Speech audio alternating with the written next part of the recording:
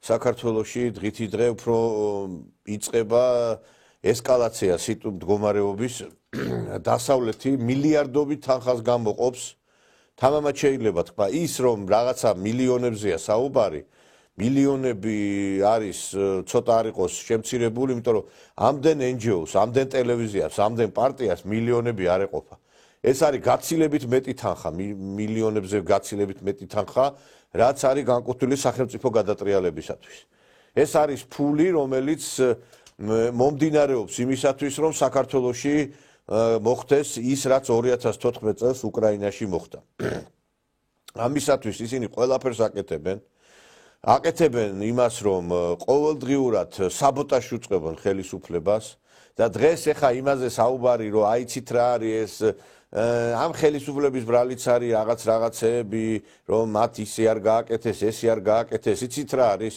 ეხლა როდესაც ბრძოლის ველშზე გასული ვართ და ჩვენ ფაქტობრივად ომში ვართ ჩართული ეს არის ომი დასავლეთთან მე ვფიქრობ ამაზე საუბარი ცოტა არ იყოს უნდა შეწყდეს იმიტომ რომ როდესაც ქვეყანა ომშია და შენ კიდე ხელისუფლებას ურჩიო ის რატო არ გააკეთე ეს რატო არ გააკეთე ეს ნამდვილად ტვისის კულზე ასხამს წყალს და ეხა შეცდომები რო იქნა დაშვებული ამას ის მოწმობს რომ ძალიან ბევრი მოღალატე წარმოჩინდა და რომ ეს მოღალატეები არ ყოფილიყვნენ აი იმ პოზიციებზე რომლებზეც დაინიშნენ ჩვენ აი ესეთი ილუსტრაციაც არ გვექნებოდა როგორც დღეს მიდის ქვეყანაში აქედან გამომდინარე მე მგონი რომ დროა დაიწყოს ქვეყანაში ერის კონსოლიდაცია ჩვენი ტელევიზია ყოველდღიურად იმიტომ გადმოსცემს ინფორმაციებს მიმდინარე პროცესების შესახებ და გიხსნით საზოგადოებას რაც ხდება რომ გნათლად გაგაგებინოთ რომ რაოდენ დიდი დილემის წინაშე ვდგავართ ჩვენ რამდენიმე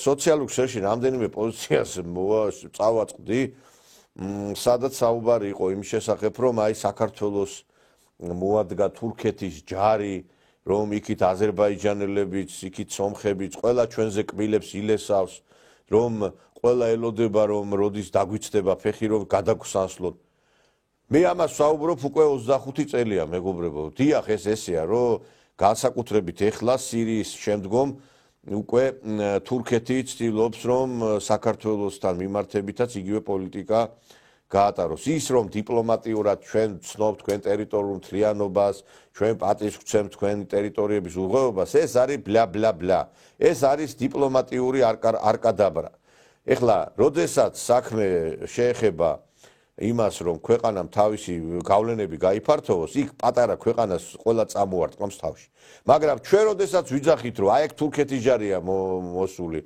იქ რო აზერები კიდე კბილებს ილესავენ იქ რო ყველა რაღაცა ჩვენსკენ არის მაშინ უნდა ვთქვათ ისიც რომ რა არის გამოსავალი აი რო ეს სიტუაცია რა უნდა ვქნათ აი ამ სიტუაციაში რომ მოგადგება მტერი იქიდან აქიდან მარცხნიდან მარჯვნიდან ყველა მხრიდან რომ მტერი თან ასე გიტევს მარტო შეხო ვერ დაიცავ შენ თავს ხო გამორიცხულია ეს ესე იგი უნდა გადადგა ნაბიჯი იმ ქვეყნისკენ რომელიცაც შეუძლია დაიგიცვას და შენი უსაფრთხოების გარანტორი იყოს შენი რკინის გუმბათი იყოს და ესეთი ამ ჩვენ სივრცეში არის რუსეთი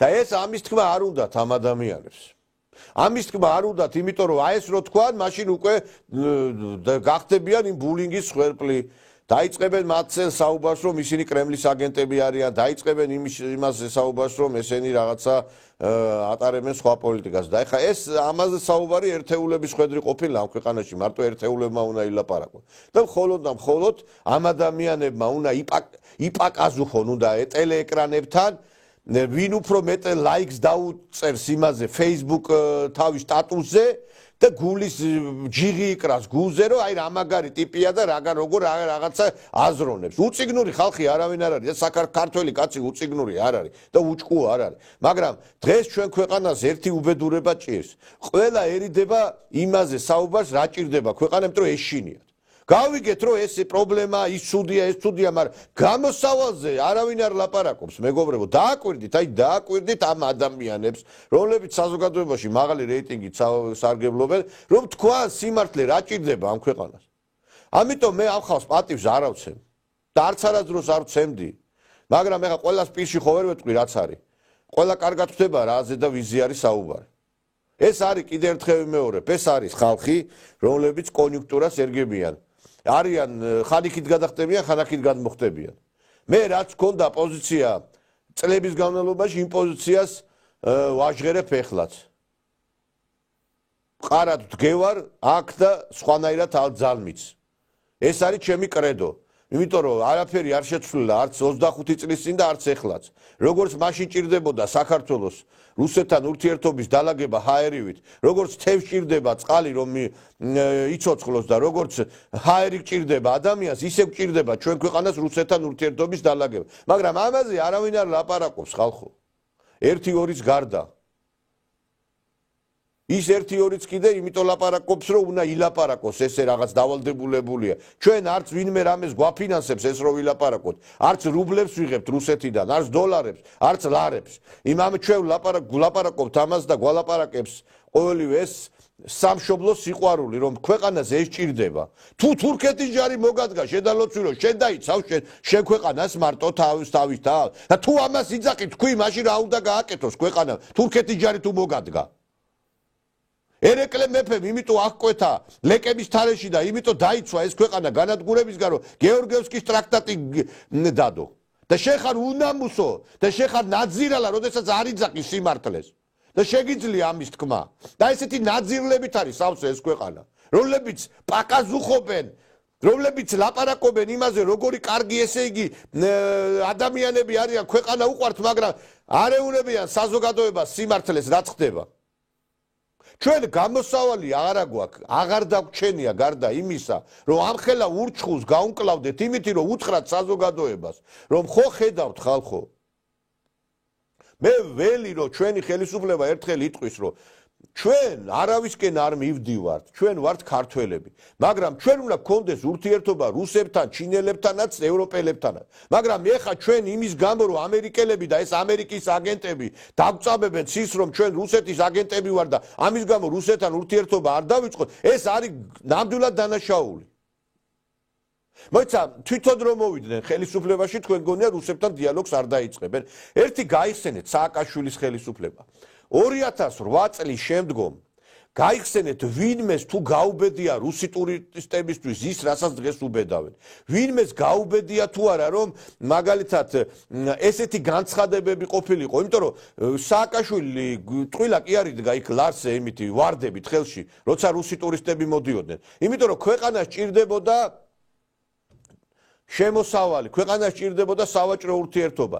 ომი ახალი დამთავრებული იყო და ეს ვაშაძე, გრიგოლ ვაშაძე გაუშვა და წერილის გაატანა და წერილის გააგზავნა, რომ მოდი ახალი ფურცლიდან დავიწყოთო და კონცერტებს ჩავატარებთო ჩვენი ჯგუფებიო, კრემშიო. ეხლა თქვენ წარმოგიდგენიათ ამ ხელისუფლებამ რომ ვინმე რო გაუშვათ იქ კრემში, მაგალითად რომ კონცერტები ჩაატაროს, ხო ჯოჯოხეთს მოუწყობენ. ვერ გავიგე თუ სააკაშვილი აკეთებდა იმას, რასაც აკეთებდა რუსებთან. ჩვენ რატო არ უნდა გავაკეთოთ? ჩვენ უნდა ვიყოთ ესე იგი მძევლები ამ ნაძირლების მაინტერესებს.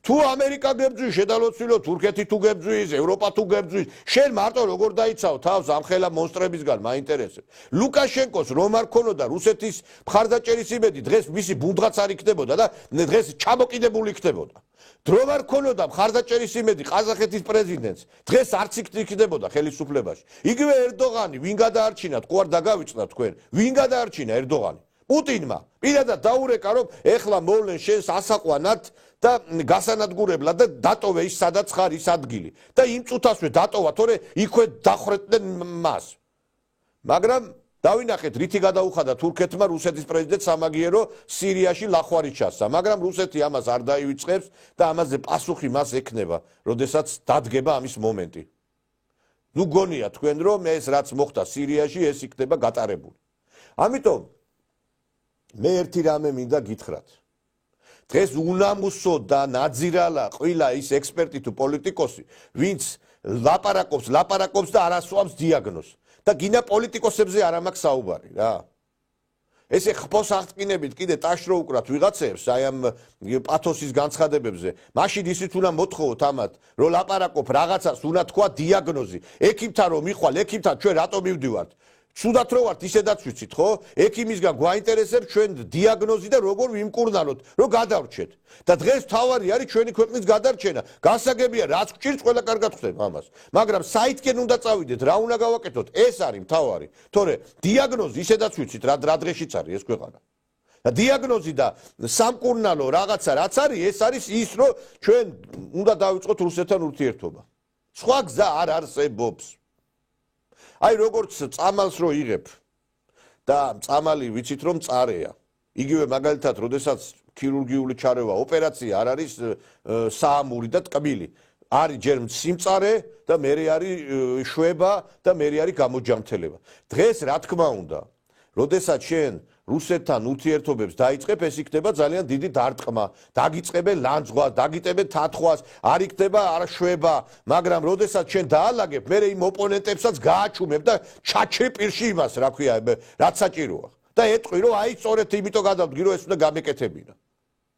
და არა ის, რომ ეხლა ვერ გავაკეთოთ ჩვენ და ვერ გადავდგათ ნაბიჯი მამანთა აი ამ დარტყმების გამო. არ არის მეგობრებო ეს ესე. ჩვენ ამ ქვეყანას ვერავინ ვერ გადაიტანს ამ რუსეთს. აი მოვიდნენ, თქვათ ეს ნაძირლები ღმერთმა დაგვიფაროს ხელისუფლება. რას იზამენ მე? რას იზამენ ამ რუსეთს გადაიტანენ სადმე? და გადახედეთ რეგიონს ვისთან უნდა და მე მაინტერესებს აი ტვინაღძობი ადამიანების საყურადღებოდ ვინა თქვა ეხა რუსთავზე რომ ყრიან. აი მაინტერესებს ეხა თურქეთი რომ შემოვიდეს აჭარაში და გურიაში. მერეც იყვირებთ რუსეთ ლო და რაღაცა და ის შეურაცხყოფელ იმებს იყვირებთ. მერე ვინ დაგიცავთ თქვენ შარვალ ჩახტილებო თქვენ ნაძირლებო თქვენ. მე მაინტერესებს ერთი რა ვერ გავიგე არ შემოსულა საქართველოში თურქეთი არ წაუღია ტერიტორიები ეს ტაოკლარჯეთი ჩვენი არ ყოფილა თუ რა თუ სირია ეგრე არ წაიღო თუ რატო ვერ გაუჭირდება ამის გაკეთება თუ ერდოღანი ლექსებს არ კითხულობს მესხეთზე თუ დავით ოღლუ არ ლაპარაკობს რომ ეკონომიკურად უნდა დავიპროთო ჩვენო საქართველო თუ არ არის ის რუკა რომელიც ეხლა გამოსახულია იქ საქართველო შეტანილი თურქეთის დიდი ოსმალეთის იმპერიის იმაში მაინტერესებს აი თქვენ ნაძირლებო თქვენა აი ხვალ რო შემოვიდეს თურქეთი თქვენი აი ამ არასახელმწიფოებრივი ქმედებების გამო აი მერეც იყვირებთ რუსეთის საწინა დღეს თუ საქართველოს საზღვრები შავი ზღვისპირეთში არის ურყევი და დღეს თუ აჭარა გურია და თუკი ჯავახეთიც არის კიდე საქართველოს შემადგენლობაში ეს არის რუსეთის დამსახურება რომ რუსეთი აპყოლებს თურქეთს თქვენ რა გონიათ ერთი რო თვალი ჩაუკრას პუტინმა იმ წუთასო შემოვა თურქეთის ჯარი და ვიღაცა დებილს თუ გონია აუ ეხა ის დრო არ არის კაცო და ეხა ის სად არის რომ ეხლა ეგრე ვიღაცა მოიცა ერთი წამი ეხა სირია როგორ გაიჭრა იმასე რა ქვია რაღაცა ტორტის ნაჭერივით მაინტერესებს უკრაინაში რა ხდება ვერ ხედავთ ვერ გავიგე რას ნიშნავს რომელი საუკუნეა და რა როდის რო დიდ რა ისა რა ქვია ძალა აღმარცხ ხნავს ნათქვამია ვისაც უნდა რასაც უნდა იმას გააკეთებს რა ეხა მაინტერესებს დიდი ვიღაცამ დაგმოს ეს ყველაფერი გამოხტნენ დასავლეთიდან და დაგმონ ეს რატო გააკეთა თურქეთმა მაინტერესებს თქვენ ნაძირლებო თქვენა ერთადერთი ქვეყანა რომელიც არის დღეს საქართველოს შემადგენლობაში აჭარის გურიისა და ჯავახეთის გარანტი ეს არის რუსეთი და რო აგინებთ ვის აგინებთ ესე იგი თქვენ ხელს უწყობთ იმას რომ საქართველოს ტერიტორიები კიდევ უფრო შემცირდეს ეხა ვიღაცა გამოხტება აი აფხაზეთი და სამაჩაბლო ჯო აფხაზეთი და სამაჩაბლოს საკითხი სწორედ რუსეთთან ურთიერთობის დალაგებით უნდა გადაწყდეს. მე არ ვიცი ასეთი დებილი თაობის ნაწილი მე არ ვიძახი ყველას ვერ მივაყენებ სადმე როდესმე თუ ყოლია ამ ქვეყანას. და ამ მოღალატეებს უნდა გაეცეს კიდე ერთხელ და სამუდამოდ პასუხი. მე ვფიქრობ რომ პრეზიდენტად ყაველაშვილის ინაუგურაციის შემდგომ საქართველოში აუცილებლად უნდა კაცრი ზომები უნდა გატარდეს. არ შეიძლება ეხლა ერი დაამშიეს უამრავი სასტუმრო, უამრავი რესტორანი არის სარიელი. იქ უამრავი ადამიანი იყო დასაქმებული. დღეს ახალ წელს შეხვდება ათასობით ადამიანი მშიერი. აი ამ ნაძირლების გამო თვითონ მილიონობით, მილიარდობით დოლარი ერიცხებათ ანგარიშებზე დასავლეთიდან. ის ფული, რომელიც ადრე ვითომ საქართველოს ხმარდებოდა, მაგრამ არც მაშინ ხმარდებოდა ჩვენ ქვეყანას, ისევ მაგათ პროგრამებზე მიდიოდა. ეხლა მაინტერესებს, რაც ეხლა ქვეყანაში ხდება. ეს არ არის მათი დამსახურება. Რო გამოვიდნენ იქ ბიზნესმენები მთავრობის ადმინისტრაციაში, როდესაც შეხვედრა იყო და ლაპარაკობდნენ, აი ჩვენ კრიზისი გვაქვს და ჩვენ ეს პრობლემები გვაქვს. მერე ვის გამოა ეს პრობლემები? მაინტერესებს, ვის შექმნა ეს პრობლემები? როდესაც ქვეყანაში მილიონობით ადამიანი უნდა შემოსულიყო, სარეკორდო მაჩვენებელი იყო დაბრონილი იმის ნომრებისა, ტურისტებისა. როდესაც ჯავშნები იყო, დაჯავშნული იყო ყველა სასტუმრო. აი ამ დროს ამ მოღალატეებმა მარშიროვკები დაიწყეს იქ რუსთაველზე. ვის რა ჯანდა, ვის უტარებ თქვენ მარშ საქართველოს მოღალატეებო. დღეს ვინც რუსთაველზე დგას უკლებლე ყველა საქართველოს მოღალატე არის. ვინც კიდე ვერ გაიგო რასთან აქვს საქმე, ეს კიდე იდიოტიზმია. და მე ვის გაუგია? მე მაინტერესებს ხშირად ლაპარაკობენ რომ აი ახალგაზრდებს როგორ უნდა ცემო. ახალგაზრდება დაამხეს 92 წელს ზვიად გამსახურდიას ხელისუფლებმა.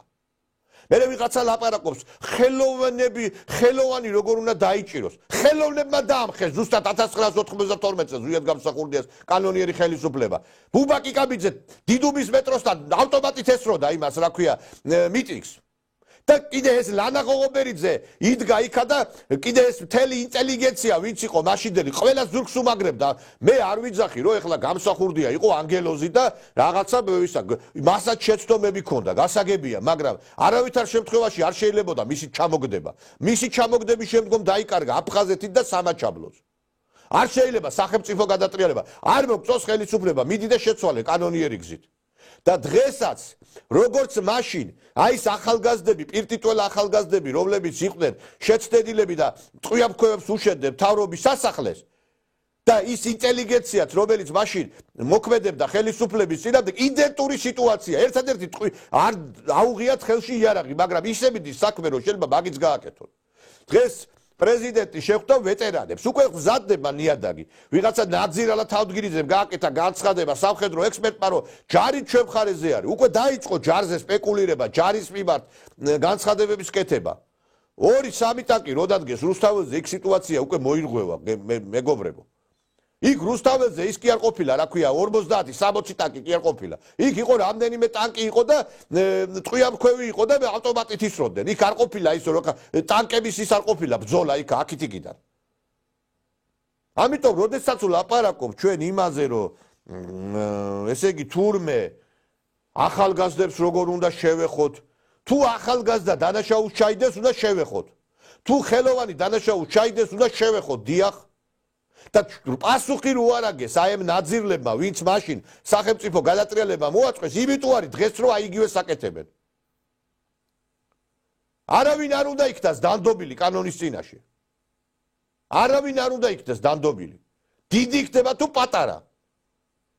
და თქვენ ვერ ატყობთ რამხელა საფრთხის ქვეშ ვართ. აი ხო ხედავთ ხალხი ლაპარაკობს უკვე თურქეთის ჯარი მოგვა. დიახ, თურქეთის ჯარი კარგახანია მომდგარია საქართველოს. და გაიხედ გამოიხედეთ ვირა წაგვართვა კიდე უახლოეს პერიოდში საქართველოს ვირა წაართვა.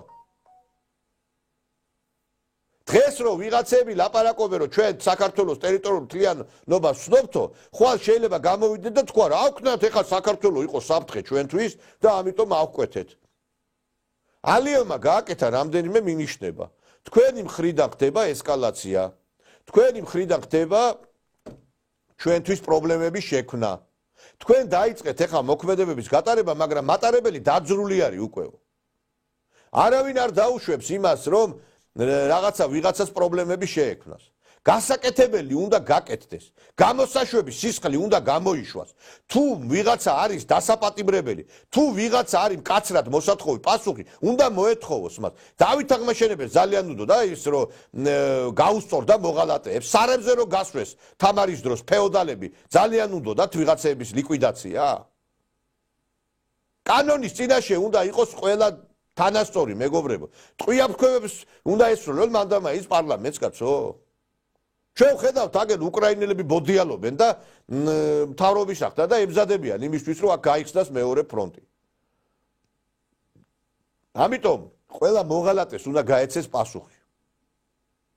და ამას ვიძახი მე ამ სტუდიიდან და ამიტომაც ყავს მე ბევრი მაყურებელი და სამწუხაროდ აი ეს ახალგაზრდებიც რომლებიც შეცდენილი არიან ჩვენი შვილები არიან იცით რის იბრალია ეს ყველაფერი აგიტაცია არ მიდის მათ ყურამდე ის რაც უნდა მივიდეს ეს პირველი არხი მე ვერ გავიგი ან გათიშეთ ან საერთოდ რა აზრი აქვს გადართო ყველა დღე ზის ეს ნაციონალები გათიშეთ ეს პირველი არხი რა აზრი აქვს ამ არხის ყოლა საერთოდ და რამდენი ხანია ვლაპარაკობ იმის შესახებ რომ პირველ არხზე საჭიროა რეფორმები უზარმაზარი შენობა რო ააშენეს იქა იმ ჯიქიაზე პოლიტიკოვსკაიას ქუჩაზე აი რისთვის ააშენეს მურეიტიგო აი ცვედანი ხელმძღვანელობის ხელში რომელიც ლაპარაკობს იმაზე რომ ვაიმე ჩვენ რა გვქონდათ ბორდი განაგებსო ისა ბორდი კი არ განაგებს პირველ არხს ბორდელი განაგებს პირველ არხში შექმნილი ნაციონალების ბორდელი და ესე იგი სტუდიაში ვერ მოუწევიათ განსხვავებული აზრის მქონე ადამიანები გამოვიდა იმ დღეს ის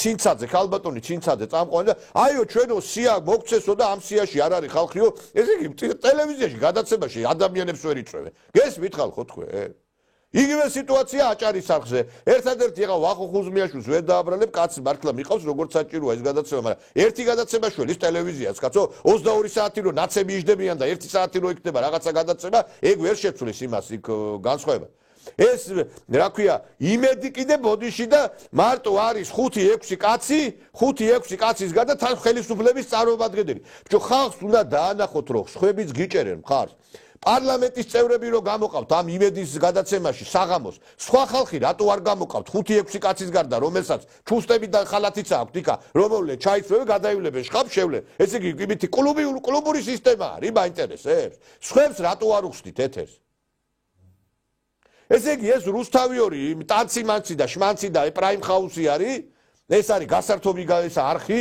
პირველი არხი ოფიციალურად არის ნაცების არხი ეს მაესტრო საერთოდ ვის დაკარგვია და საერთოდ რა არის ეს გაურკვეველი ტიპის წარმონაქმნია ესეც სახელისუფლებო არხად ითვლება მაგრამ ვაი ამ სახელისუფლებო არხს იმედზე როგორც გითხარით არავის არ აჭაჭანებენ საზოგადოების წარმომადგენლებს იქ არის რაღაცა ვინ განაგებს ამას არ ვიცი და რაღაცა სხვანაირად ხდება იქ ყველაფერი და არ მიდის საზოგადოებამდე მართალი ხმა ამაშია საქმე ჩვენი ტელევიზია და რაღაცა ის სოციალური ქსელებში არის ჩართული რაღაცა გადაცემები და ის იმათ იმაშვება ხალხი უყურებს პირველი არხი არ ემსახურება ქვეყანას რუსთავიორი არ ემსახურება არც აჭარის არხი ემსახურება იმედში არის ჩაკეტილი სისტემა 5-6 კაცის გარდა ხმას ვერ გაიგებ თქვენ რატო არ ანახებთ საზოგადოებას რომ ხალხი გიჭერთ ხარს საზოგადოება გიჭერთ ხარს რატო არ ანახებთ მე ვერ ხვდები აი ჩემთვის გაუგებარია ეს აი მე რო ვარ წალენჯიხაში რომ ზივარ და უყურებ ამ იმას რა ქვია ტელევიზორს კაცო გადავრთავ ამ ნაცარხებზე დიდიან დედაბუდიანა ესე იგი ყველა ზის ყველა ჭკუას გვიკითხავს ყველა ესე იგი ნოტაციებს გვიკითხავს ჩვენ და ამ დროს აქით მარტო არის 5-6 პარლამენტარი გამოდის აი ამ სამთავრობო არხებზე და დანარჩენი აქ არაფერი არ არის ხალხო გაგიგიათ ეგეთი რაღაცა არა გაგიგიათ ესეთი რამე მე არ ვიცი აი ხო უნდა დაანახოთ საზოგადოებას რომ თქვენ გიჭერთ ხარს მხატვრები თქვენ გიჭერთ მუსიკოსები თქვენ გიჭერთ აი ხა იმ დღეს გამოვიდა ეხა თათარაშვილი თემურ თათარაშვილი ვინმეს მოსწონ არ მოსწონს არ ვიცი მაგრამ ამ კაცს რომ მუსიკალური რა ვიცი მე ამნაირი ხმა არავის არ აქვს და ძალიან მაგარი მომღერალი და გამოვიდა თქვა და მე ახალწესო კონცერტები არ მაქვს ვერ გავიგე სტეფანეს და ამ ნაცეხროვას რომ უნიშნავთ ამ კონცერტებს და მე უარსამობე თქვენი მომხრე ადამიანსაც რომ არაძლევს საშუალებას გამოვიდეს და იმღეროს რომელიც ვალებში ხჭობა როგორც მე ვიცი ეს ნორმალურია ხალხო მაინტერესებს აი იმ დღეს გამოვიდა სხვათა შორის გამოეპარათ როგორც ჩანს არ ელოდნენ იმიტომ რომ იქ განსხვავებულას ვერ მოისმენ ამ რა ქვია ტევ პირველზე გამოვიდა მაია ბარათაშვილი მე ამ ქალბატონს ადრეს პატივს ვცემდი სხვათა შორის და ეხლა ორმაგად პატივს ავცემ აი ამ ქალბატონს გამოვიდა და თქვა ის რაც უნდა თქვას თითეულმა იმ მომღერალმა რომელიც ვითომ ხელისუფლებას უჭერს და ჩირქვებშია დამალული და ელოდება სიტუაციის განვითარებას საით გადახტება აი მაია ბარათაშვილმა თუ თქვა ის რაც უნდა თქვას თითეულმა თქვენთაგანმა თქვენ რა გჭირთ თქვენ ალოცვილებო ქათმის ბარკაც რო ვერ გაგაგდებინებთ ბიძინა ივანიშვილის მიერ მოწყობილ სუფრაზე და ჩავხშვალინო ხართ იმ ღვინოში რომელსაც ხეთქავენ და ქართულ ბანკის ის რო გიჭირავთ რა ქვია პლასტიკური ბარათი ყმილებით 5-6 და რო ელოდებით რამდენი ფული ჩაგერიცხებათ იქა და ვინმე რო ნაკლები ჩაგირისხოთ იმაზე ნაკლები გვახსოვს მე ერთხელ გიორგი შეგელაიამ თქვა ჩემ ძმასო მეტი ფულს ურიცხავსო ბიძინა ივანიშვილი და მეო რატომ ირიცხავსო და ამის გამო ძმასაც დაარტყა და ბიძინა ივანიშვილს აი ესე ხარ თქვენ მოწადე რატო ერთხელ არ გამოხვალ და არ იტყვით იმას რაც აიგენ მაია ბარათაშვილმა თქვა ადამიანებო ჰოსტებო მე არ გავფესულ ვარ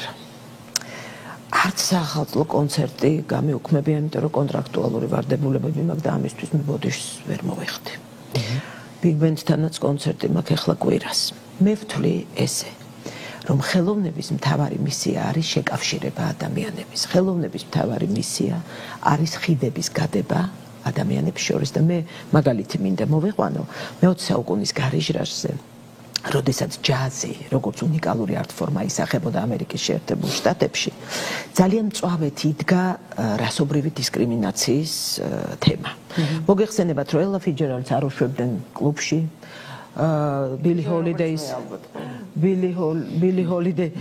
Holidays დისკრიმინაცია საშინელი და კიდევ მრავალი აფროამერიკელის როგორც ჩვენ დღეს ვამბობთ კორექტულად უფლებები ირღვეოდა და სწორედ მაშინ მე მოსმენილი მაქვს ინტერვიუები აფროამერიკელების მაშინ ჯაზი იყო მეინსტრიმი და სრულდებოდა ანდერგრაუნდში ანუ კლუბებში იქ საცეკვაოდ თავს იყრიდა როგორც თეთრკანიანი მოსახლეობა, ასევე აფროამერიკელები და თავად ისინი ამბობენ, რომ იქ არავის არ აინტერესებდა რასობრივი სეგრეგაციის საკითხები, რასობრივი დისკრიმინაცია იქ საერთოდ არ ხდებოდა.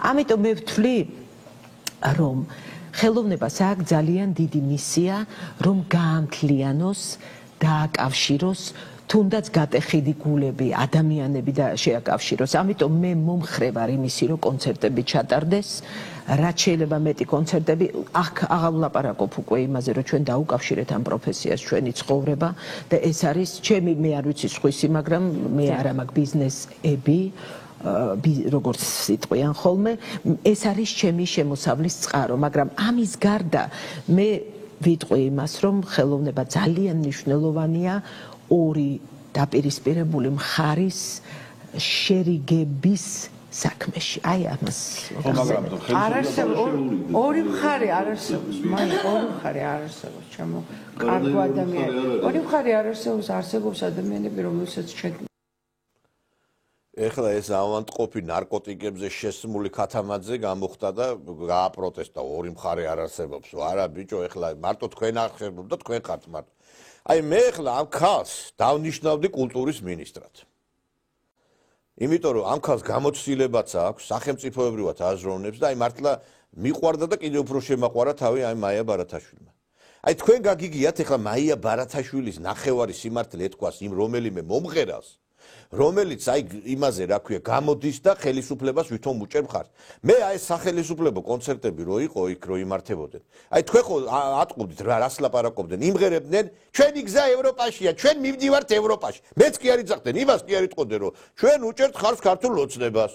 ჩვენ უჭერთ ხარს ხელისუფლებას. არა, ამას არ იტყოდნენ. იმიტომ რომ ეშინოდათ მე რომ ბულე რა აზრი აქვს? ეხლა ევროპისკენ მივდივართო, ის ნაცებიც იძახიან, შენც იძახი. შენ რატო გამოდიხარ იმ ხელისუფლების 51-ის კონცერტზე? ის ხო უნდა თქვა? ხო უნდა თქვა? და მე კიდე აგე, როდესაც ეს ნინი ბადურაშვილი, ეს ლელა წურწუმიაზე დიდი ვერაგი ყოფილა ეს. მე არ მინდა ეხლა სიმართლე ვთქვა ნინი ბადურაშვილთან დაკავშირებით. რა აკავშირებს მას მიხეილ სააკაშვილთან? ეს არის ძალიან სკანდალური თემა და არ მინდა შევეხო ეხლა მას. როგორ არ აქვს ხვენია შენ ნინი, შენაც სააკაშვილმა გაგიკეთა. მაგის შემდეგ აი რა ასეთი ნამუსგარეცხილი ოჯახი როგორ ახართ თქვენ? დედა ბუდიანა თქვენ. როგორ ახართ ასეთი ამ იმედმა დაგაყარათ პროექტები. იმედის ბადრი პატარკაციშვილი შემდგომში აი ამ ხელმძღვანელობის. ესე იგი ეხლა აღმოაჩინეთ რომ იმედში არ უნდა იყოთ როცა ხელისუფლებას გაუჭირდა. თქვენ ვიყოფილხართ, თქვენ აძირლებო თქვენა მაინტერესებს. თქვენ მაია ბარათაშვილს კაპიკი არ აუღია, არც იმედის პროექტებში არ ყოფილა, არც წამყვანად. აი ეს არის ქალი, აი ეს არის ადამიანი, გესმით? ქალი გამოვიდა თქვა რა? რომ შენ რომ მომღერალი ხარ, შენ რომ მსახიობი ხარ, უნდა იყო ყველასთვის ის მსახიობი. მე რომ მივდივარ და усმენ, არ მაინტერესებს ის ვისი მომხრეა, მინდა სიამოვნება მივიღო. მე რა ფსეფაშვილს უდიდეს პატივს ავცემ ეხლაც, მაგრამ მე მზარავს მისი ის რა ქვია ქმედებები, როდესაც სააკაშვილის აქციებზე ვხედავ ამ ადამიანს. მე რატო გაყიდე ასე ხალხის სიყვარული აი ნაცხროვის იმაზე დოლარებზე რატო გაყიდე? და ეს ნინი ბადურაშვილი მთელი ცხოვრება რომ იმედზე ეგადე შენ აძირალა შენა. აი ასე უნდა მოგმართო შენ, სხვანაირად შენ არ იმსახურებ. შენ ხარ კიდე ჩუარი. და შენნაირია ეს ბოდიში და იმედზე მყოფი ხალხი არიან ჩორები, ტრიაპკა. აი ფეხს რომ გაითელავს ვიღაცა, სააკაშვილი რომ გაიწმინდავს ფეხს და რომ შევა, აი სახარ შენ. არ შეგეძლო მაია ბარათაშვილივით გამოსულიყავი და გეთქვა რომ მე კაი არ უჭერ ამ ხელისუფლებას არ ხო არ ვთქვი ახლა მაია ბარათაშვილს ის რომ მე ხელისუფლებას უჭერ მხარსო თქვა აქ სადმე რომ მე ქართულ თქვა რომ მე ვარ აპოლიტიკური მე უნდა ვიმღერო ჩემი პროფე შენ არ შეგეძლო გეთქვა და კიდე სხვებს ახლა ნინი ბადურაშვილს რას გადავე კიდე სხვებზეც მაქვს ეს საუბარი აი თითეული მომღერალი აი ერთ-ერთი პატივსაცემ კიდე ამ ნუცა ბუზალაძეს რომელიც გამოდის და აკეთებს იმას რაც გასაკეთებ. არ შეგიძლიათ ეს მაინცა თქვათ? არ შეგიძლიათ იმ პროფესორებს, რომლებსაც ბოდიში და მე არ ვიცი რა დანიშნულება გაქვთ, ქვეყანა ინგრევა, საქართველოს შეიძლება ხვალ შეწყვიტოს არსებობა. ასეთ კრიტიკულ მომენტში ერთი ენა მაინც გამოყავით, რომ დაგვანაყოთ რაღაცა თქვით. არც ფული მიმიღია ამ ხელისუფლებისგან, არც პრივილეგიები, პირიქით გულდაწყვეტის და შეურაცხყოფის და არ ვიცი მე, ძალიან ბევრი აი იმედგაცრუება მივიღე. და აგერ გორიდან მაუწყებლობ თქვენებიდან განსხვავებით იმაში, რა ქვია, იმედის მრავალმილიონიან სტუდიაში ნამდვილად არ ვზივარ. მაგრამ ვაკეთებ ამას და ვამბობ, იმიტომ რომ მე ქვეყანა მიყვარს. მე აქ ამ შემთხვევაში ვლაპარაკობ, რომ მხარს უჭერ ამ შემთხვევაში ბიძინა ივანიშვილს და ხელისუფლებას, იმიტომ რომ ქვეყანა სჭირდება ეს. და ზოგიერთი ნაძირალა გამოხდა და დაიწყო დღეს საუბარი იმის შესახებ, რომ აი, ეხლა ხელისუფლების ბრალია, მაგრამ მე მინდა რომ აი წარმოგიდგინოთ ხელისუფლებაში მყოფი ის ადამიანებიც რომლებიც არ არიან ასე თუ ისე ფართო საზოგადოებისათვის ცნობილი, მაგრამ არიან დიდი პატრიოტები საკუთარი ქვეყნისა. მე მინდა ეხლა წარმოგიდგინოთ ახალგაზრდა სახელმწიფო მოხელე, რომელმაც აი გამოვიდა, შემთხვევით ამომივარდა ეს მისი განცხადება, არ მქონდა მონასმენი. აი მოусმინეთ ამ ადამიანს. მე ამ კაცს ვაკვირდები დიდი ხანია იუსტიციის მინისტრის მოადგილე იყო, სპორტის მინისტრის მოადგილე იყო და დღეს არის ასევე საპასუხისმგებლო პოსტი გააჩნია ამ კაცს. მოусმინეთ ამ ადამიანს და ესეთი უნდა იყოს სახელმწიფო მოხელე, რომელიც ლაპარაკობს გარკვევით და გასაგებად ხალხისათვის და არა ზოგიერთებივით რომ გამოვლენ და რომ ვერ გაიგებ რა უნდა საერთოდ. მოусმინეთ ამ კაცს და ესეთი მოხელები სახელმწიფო მოხელეები უნდა ყავდეს საქართველოს. არც ვიცნობ, ეხლა პირადად ისე ახლოს ამ ადამიანს და არც ბიძაშვილი, არც მამიდაშვილია. უბრალოდ მომწონს ამ კაცი მიხარია, რომ აი ესეთი მოხელეები ყავს სახელმწიფო მოხელეები ჩვენ. კულინარია ის აუცილებლად კულტურული პროდუქტებია. და სხვა შეუძლებელია მხოლოდ თვითონ განვითარდეს კულტურის სხვა მიმართულებების განვითარების გარეშე და ამას ის მაგალითი დაადასტურებს, რომ მაგალითად განსაკუთრებული კულინარია მსოფლიოში სწორედ იმ ქვეყნებს აქვს, რომელთაც დიდი ისტორია და დიდი კულტურა აქვს. მაგალითად ჩინეთს, ინდოეთს, იტალიას, საფრანგეთს. მათი დიდი ისტორიისა და კულტურის ნაყოფია და ჩვენ საქართველოს, ქართველებს, რა თქმა უნდა, ჩვენი კულტურის განვითარებასთან ერთად ვითარდებოდა კულინარიაც, თორემ მარტო ხო არ განვითარდებოდა. ჩვენი კულტურა მსოფლიოში არ ყოფილა ეპოქა, სადაც ქართულ კულტურას, ქართულ გენს არ უთამაშია თავისი წვლილი. დაწყებული ანტიკური ეპოსიდან. გინდათ მითოლოგია აიღეთ, გინდათ პოლიტიკა, გინდათ ლიტერატურა. მედიას გარეშე არ არსებობს ანტიკური მითოლოგია, არ არსებობს ანტიკური ლიტერატურა და კოლხეთის გარეშე არ არსებობს მაშინდელი მსოფლიოს პოლიტიკა.